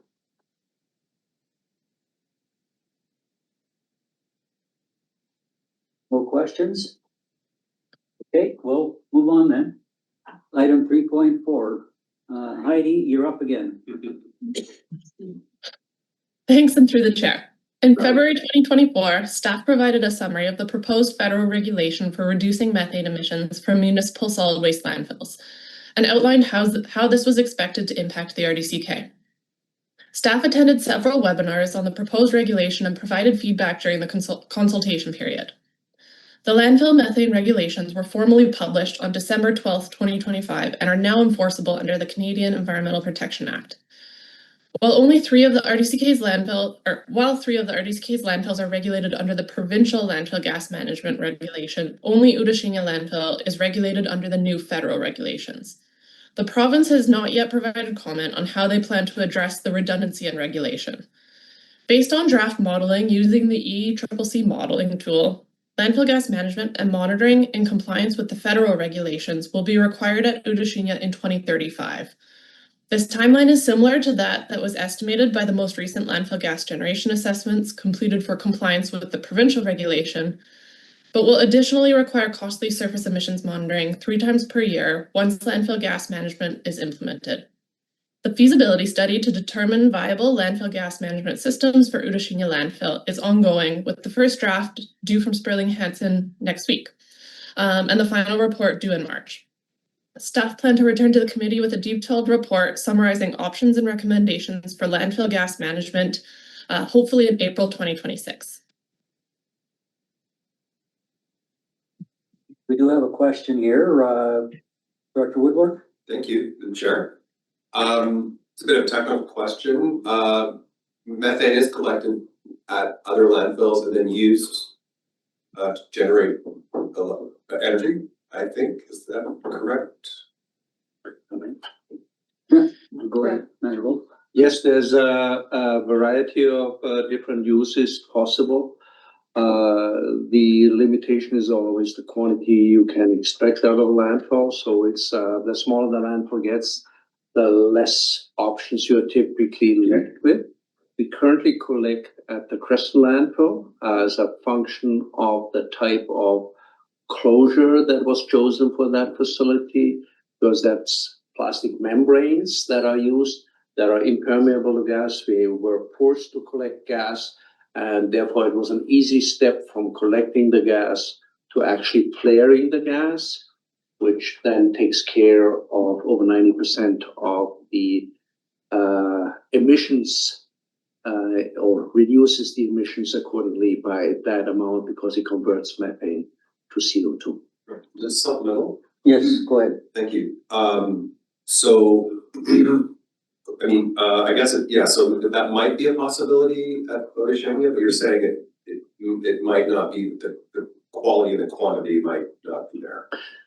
There is, if I may through the chair. Yes, go ahead. There's various factors playing into it, the Shania, the biggest one being that that facility is a little bit styled like a mountain. Right. Meaning we are with none of the parts of the landfill at final elevation, which means in order to do gas extraction, and we may be at that point where we have to do is you have to incorporate temporary gas collection systems.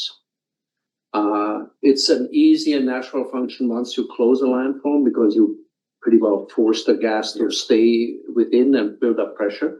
But when you do temporary gas collection, there's various techniques, but you have additional cost and additional operational hindrances working around the equipment that you have established as part of that temporary gas collection.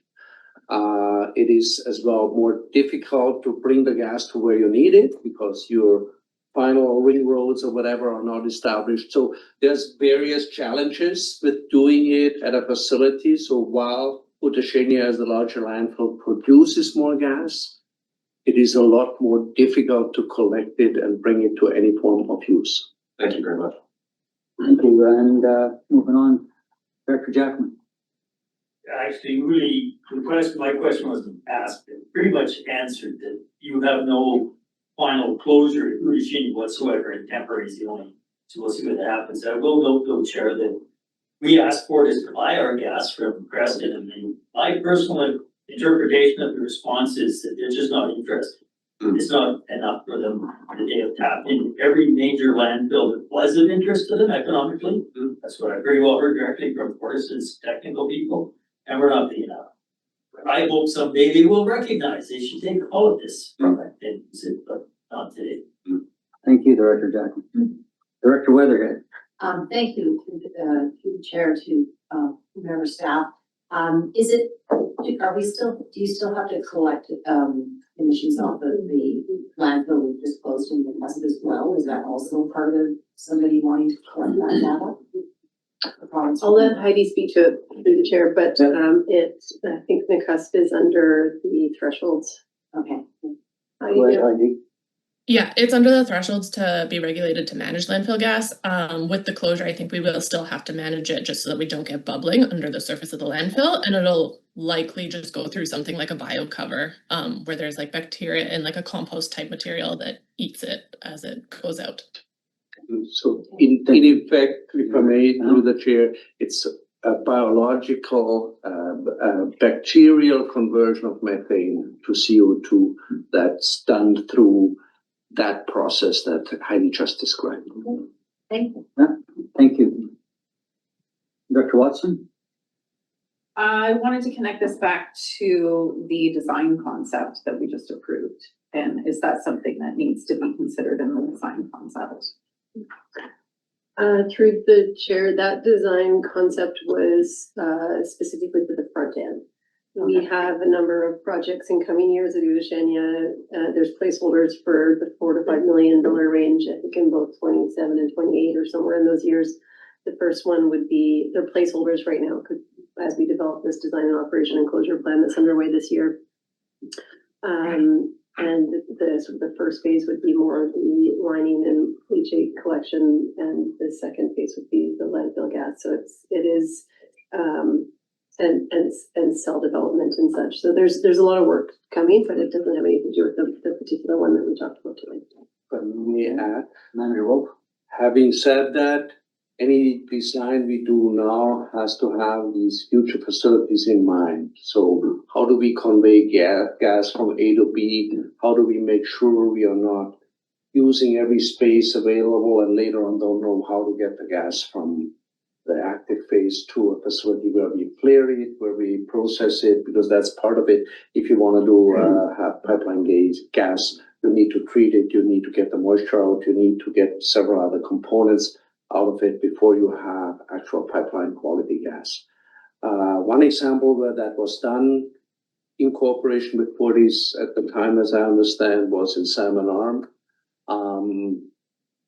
They certainly underwent a significant learning process with that facility, but that's one of the few facilities where you have a small landfill where they actually converted gas to pipeline quality. Thank you. Supplement?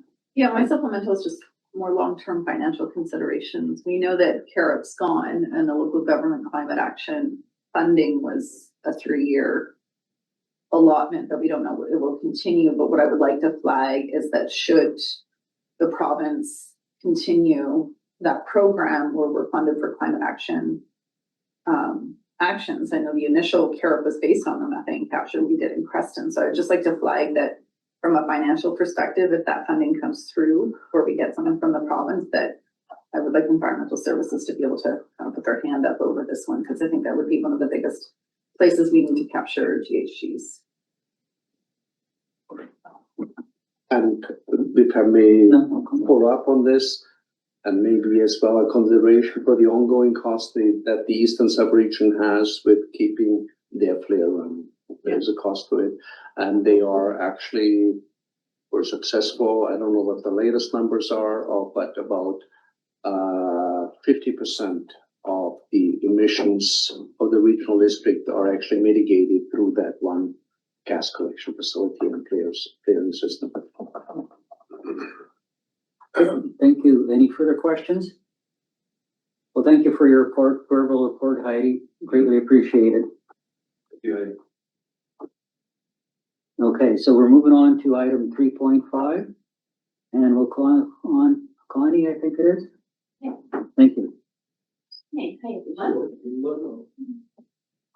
So through the chair today, I'd like to quickly provide an update on upcoming consultations for each EPA program and for new products that the ministry recently added into the recycling regulation. So on October 27th, 2025, the recycling regulation amendment was approved, and the ministry announced APR implementation timeline for the new products. And the new products include several of them. So automotive products and containers for residential and commercial sectors, and canisters and contents from residential and commercial sectors. So this canisters doesn't only mean that those propane tanks from the in the campaign and stuff. That actually contains a lot of items such as the helium gas, sealants, adhesives, and those whipped cream gas. Also handheld fire extinguishers, and also those low pressure spray foam tanks, which has been very problematic for us as well. So that's a really good news. And also the medical shops used at home, electrical decorations, signs and accessories, battery contains products and portable battery containing products, and 12-volt batteries with an outer case. So those products are included in the recycling regulation. And ministry announced that they will prioritize rolling out EPA program for those canisters and automotive products first. And they also announced that EPA fee will be charged around summer 2026 and to collect the funding for this EPR program implementation. So it is well aligned with EPA programs, and there because a lot of them have the plan renewal coming up soon. So as you can see in the table provided in the agenda, most EPA programs are planning to have their consultations this year, and quite a lot of them. So the RDCK staff will participate in each one of them and advocate for the better and more accessible services for the rural communities and provide feedback to their drafted plans.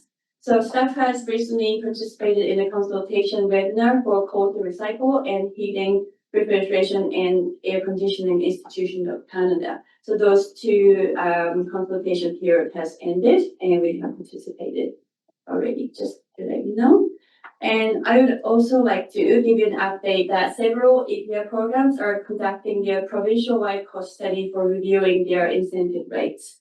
So in the past, they were kind of doing individual cost study, but because a lot of facilities like Eco-Depots have those multiple EPA programs in one location, so they decided to combine all these cost studies together. So this time, 8 EPA programs are participating in this cost study provincial-wide.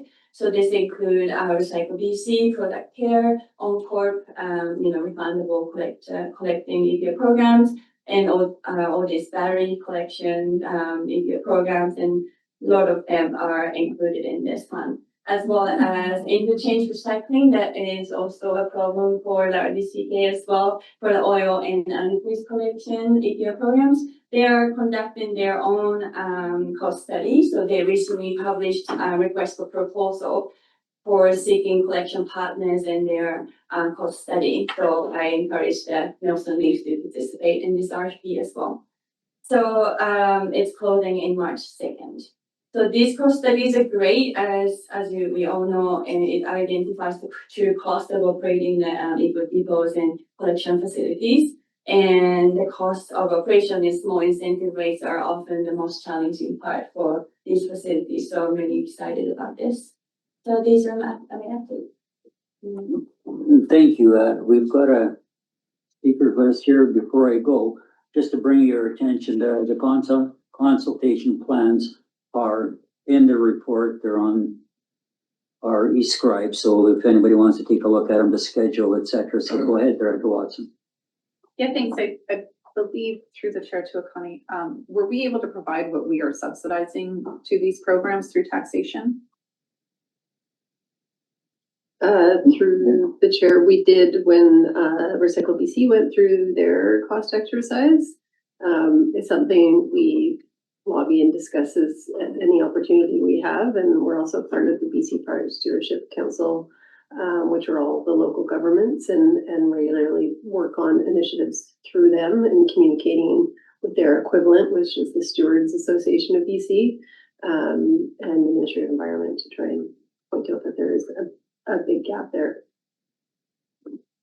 In addition, Amy and I had as well the discussion that ideally we as staff try to get some of the stakeholder groups that these programs have, or at least for the programs that we have most concern about, in order to lobby directly at the table and saying, this is not enough what you're doing.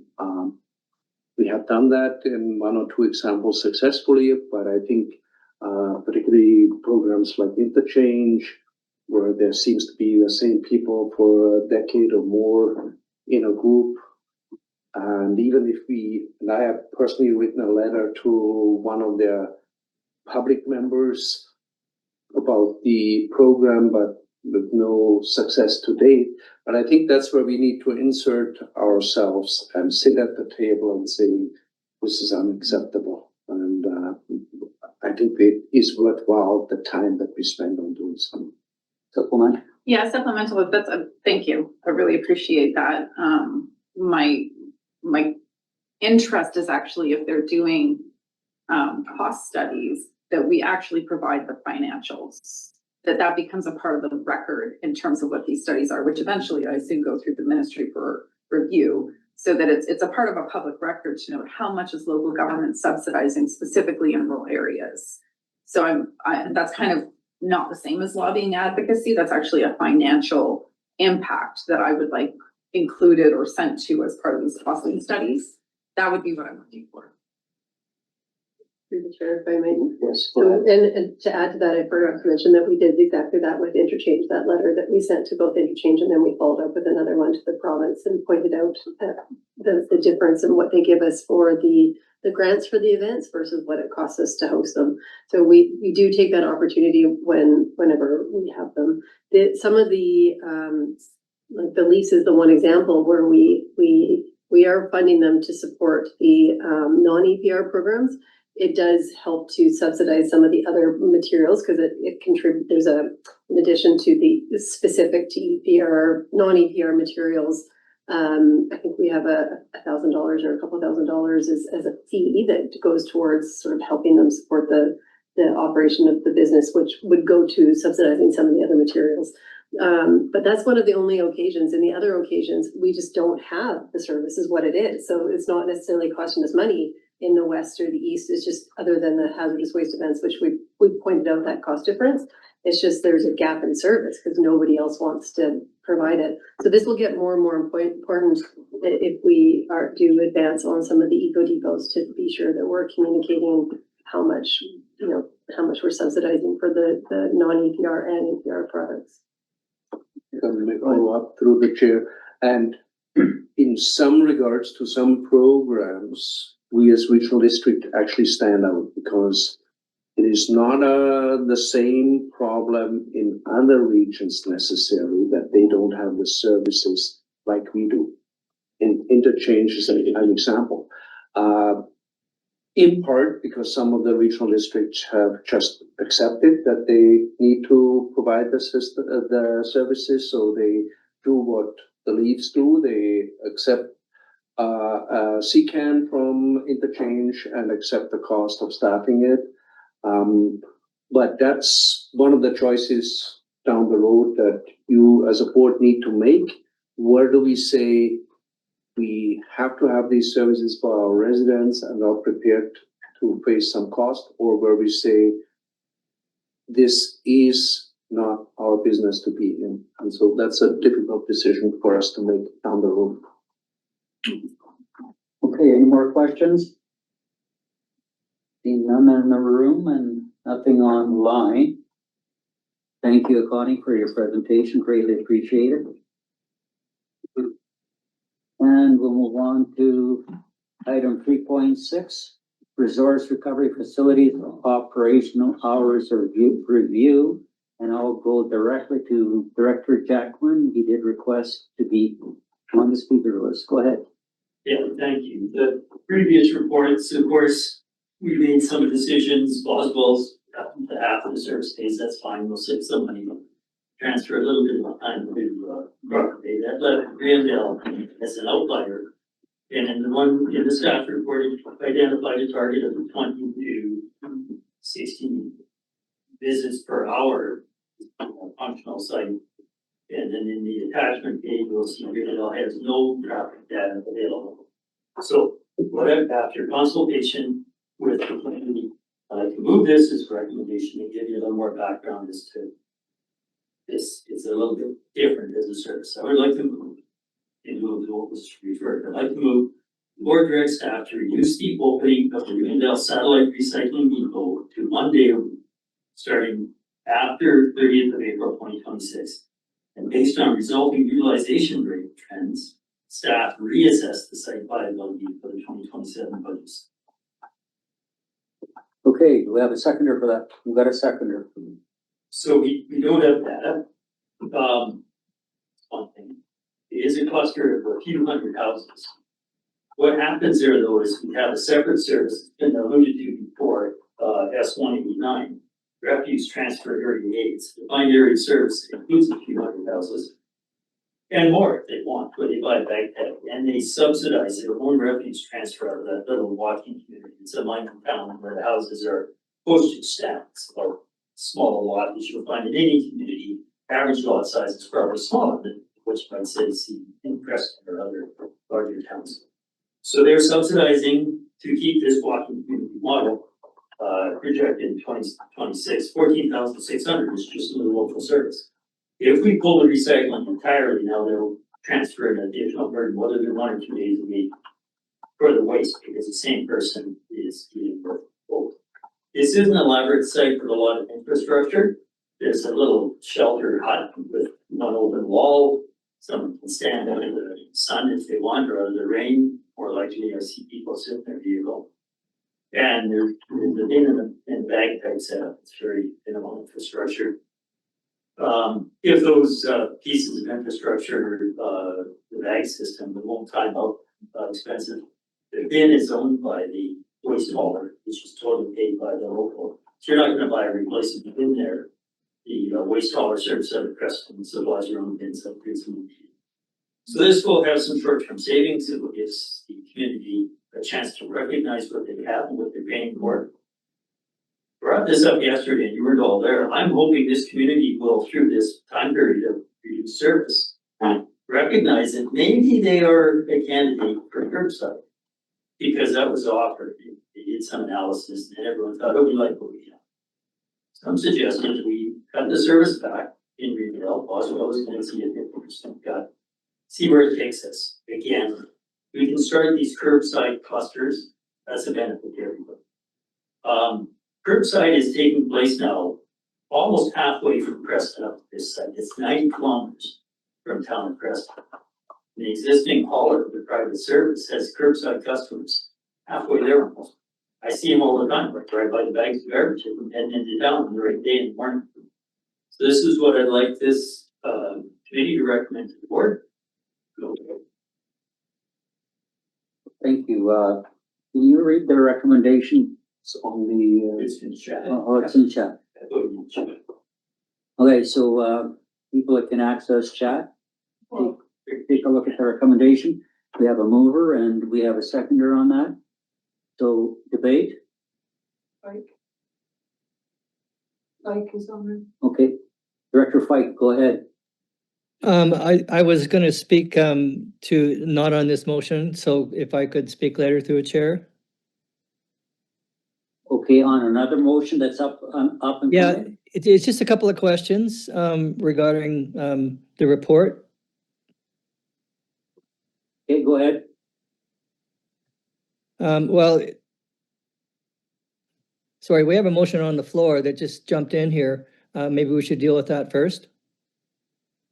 Okay, so you're not gonna speak on the motion, you're gonna speak on the report, is that correct? That's true, thank you. Okay, so we've got a motion on the floor, been moved and seconded, all in favor? Anybody opposed? One opposition online? Carried. So go ahead, Director Fike, on the report. On the report, yeah, the 7 other sort of comparable regional districts have about 2/3 of the staffing hours per 10,000. And this report, if I did my math right, it cuts about 172 hours out of by these things. Is it the intention to eventually get to the other comparable regional district staffing hours per 10,000 residents? Does staff want to respond to that? Through the chair, we have not looked at the staffing of other comparable districts. There's a number of reasons. We're one of the few regional districts that operate a majority of our sites with our in-house staff. So I would think that we need to have a look at where that information came from and confirm that it's not contracted out for a difference of apples and oranges there. The review was purely based on traffic, tonnage, and distance to other service locations. So that wasn't our driving, one of the drivers of this assessment. Okay. Can I add to that? I think if I understand correct, Director Fike, you're asking, it was about the system efficiency study where we compared operational hours to other regional districts. Yes. So that's not necessarily staffing, but it was the operational hours of facilities. But the goal was not necessarily to bring ours down to theirs. I think we still want to maintain a high level of service. We're just looking to find efficiencies. Thank you. Okay, thank you. And a supplemental. How, on page, 94, the appendix A, the graphs, I was just wondering how the ideal range is determined. When you look at Crawford Bay, your minimum threshold is 5 visits per hour, and for Boswell, it's 10 visits per hour. Just a question is how those minimum thresholds are established. Yeah, that was described in section 3 of the report. And it had to do with the driving distance and time from other facilities, and the types of equipment and infrastructure available. So scales versus non-scales. So the type of staff or the amount of staff time needed basically to process one customer. Okay, perfect. Thank you. That answers my question. And just one addition, I've been asked by our mayor to inform that the Roseberry compactor is still not working. Thank you. Thank you for your comments. So I do, any other questions on Director Woodward? Go ahead. Thank you. I'm, fairly new here, I'm just, I'm a little bit. Maybe, Director Jackman can fill me in here, I'm a little bit confused because there was a resolution. What happens? So you overrode that resolution, so. No, it's a recommendation. No, Sorry, I'm just confused. a little bit of order here. Everything's got to be done through the chair, not directly to a Okay, director. so I'm a little confused as to what happens, And the question is? that there was a so there was a closure here? Because there is a motion that was referred here that we need to address. I don't know how we do. No? No, okay, so can we stop a little bit here? I want to get a little bit direction from staff, and the direction is? The motion passed here, right now. No, there's still a recommendation about the permanent closure, so. Yeah, there's a motion in the agenda that speaks to that the board directs staff to plan the permanent closure of Randall Satellite Recycling Depot in April 2026. That is the referred motion from a previous meeting. But we have now a motion on the floor that Director Jackman has made. That is an alternative to what we have here in the report that needs to be considered. Sorry, I didn't. Right? Chip? I'm not too sure on process here. I need some direction on process. I don't know if Stuart's on here or not. I don't think he is. Okay, Director Lockwood. I think that what we're getting wrong here is these are not motions, these are recommendations from staff. They're not motions. They're not a motion until it actually gets put on the floor. So if a director wants to change the motion or make a totally different motion, they're free to do that. This recommendation was just referred to this meeting. It wasn't a motion referred to this meeting because you can't refer a motion. You can refer a recommendation. So we never did pass this motion anywhere. And thank you, Okay. Director Lockwood, and that was my impression with this. This was a recommendation from staff, not a motion. And Director Jackman has the opportunity to either change it and make a motion, and he did. And we had it second and it was passed. The other one, as mentioned by Director Lockwood, is it was referred and you can't refer a motion. Sorry, these are always coming as through the chair as a recommendation that staff puts before you as directors. Here at committee level, you make a motion to accept a recommendation that then goes to the board for adoption. So just yes, it is a recommendation that is before you.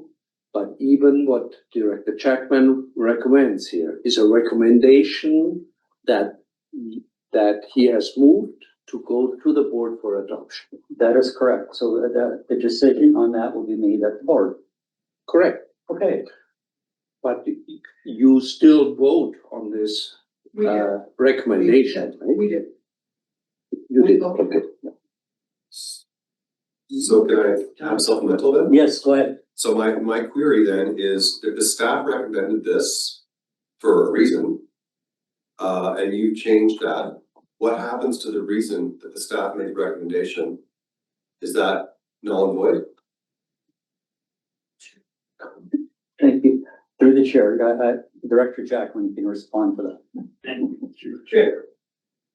Staff made a chart or study was presented with some metrics. And in this study, we didn't measure first how many dishes per hour. So to me, that brings it into question. It's also tied to an entirely separate defined area service. It's different out of the group of seven. There's a uniqueness of this that I'm asking dispensation to figure out where's that other service gonna land by the actions that were in the staff recommendation. We frequently don't disregard, but we review, analyze, and move beyond many staff recommendations through the course of our tenure. With a rural committee this morning, we did not move every staff recommendation. They died on the agenda page. If a committee, a board member or committee member doesn't move a recommendation, it sits there. We're better informed for having seen that staff recommendation. We have no obligation to act on it. That's a fundamental basis of governance. And nobody's insulted by that. It's just we've moved on a different direction. But we've learned something in the process. I will learn something a year from now when I'm around about the metrics of this particular site and whether that community wants to evolve to a higher state of organization in terms of waste collection. Well, it's all good information, but that referred recommendation just stays where it is on a piece of paper. Thank you. I suppose that answers your question. This is we're in committee. We're not at the board table. We make recommendations to the board. And if the director chooses the recommendation that is made by staff, wants to change that recommendation before it's moved, he can do so. He can put in his own recommendation, and it was put in chat. And that's my interpretation of it, and I'm not saying I'm 100% correct, but that's my interpretation. And if anybody wants to challenge the chair, go ahead, you've got the right to challenge the chair. But it is a recommendation to the board. It'll be at the board table, and it'll be available for debate at the board table again. Okay, thank you. Thank you. So where are we now? And that has been moved and seconded and voted on, correct? Okay. Director Vandenberg. Clarity, if I may, to the chair, with what you just said. This particular resolution was not tabled, but you're saying it's still gonna move ahead tomorrow? No. Okay, thank you. Thank you. No, it was a recommendation. I'll repeat this again so we all understand. If there's any questions. That's fine. It was a recommendation. Understand. And it was staff's recommendation, and the director made his own recommendation. Thank you. Now, correspondence. We've received the correspondence. Does anybody want to remove any of the correspondence for debate?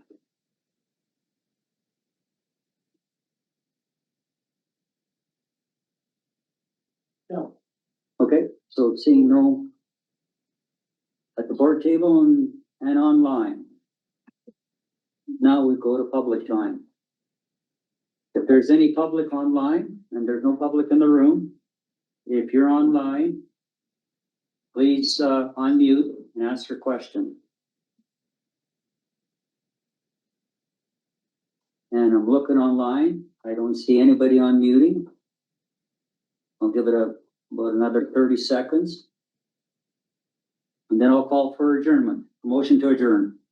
Moved, seconded. Thank you. And thanks, everybody. A little bit of stumbling here and there, but we finally got to where we wanted to be.